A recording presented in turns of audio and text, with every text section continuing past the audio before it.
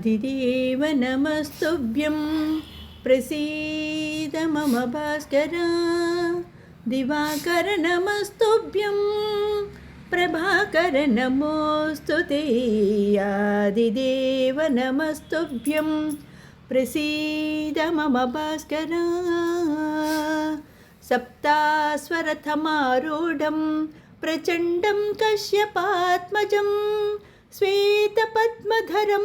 देवं तं सूर्यं प्रणमाम्यहम् आदिदेव नमस्तुभ्यं प्रसीद मम भास्कर लोहितं रथमारूढं सर्वलोकपितामहं महापापहरं देवं तं सूर्यं प्रणमाम्यहम् आदिदेव नमस्तुभ्यं प्रसीद मम भास्कर त्रैगुण्यं च महाशूरं ब्रह्मविष्णुमहेश्वरं महापापहरं देवं तं सूर्यं प्रणमाम्यहम् आदिदेव नमस्तुभ्यं प्रसीद मम भास्कर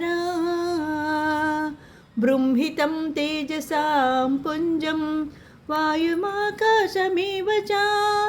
प्रभुस्त्वं सर्वलोकानां तं सूर्यं प्रणमाम्यहम् आदिदेव नमस्तुभ्यं प्रसीद मम भास्कर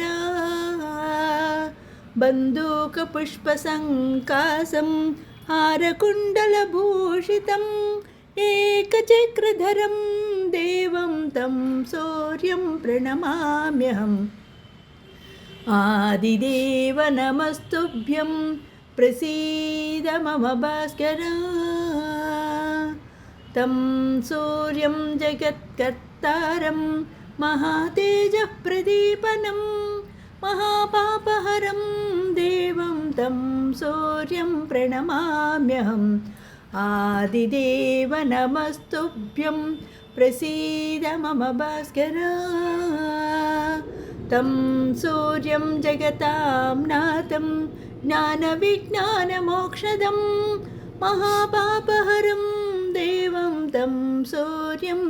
प्रणमाम्यहम् आदिदेव नमस्तुभ्यं प्रसीद मम भास्कर सूर्याष्टकं पठे नित्यं ग्रहपीडा प्रणाशनम् अपुत्रो लभते पुत्रं दरिद्रो धनवान् भवेत् आमिषं मधुपानं च यः करोति रवे दिने दिने सप्तजन्म भवोद्रोहि जन्म जन्म दरिद्रता श्रीतैलमधुमांसानि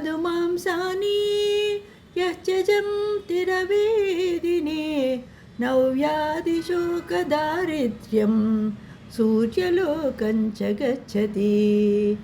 इति श्रीसूर्याष्टकं सम्पूर्णम्।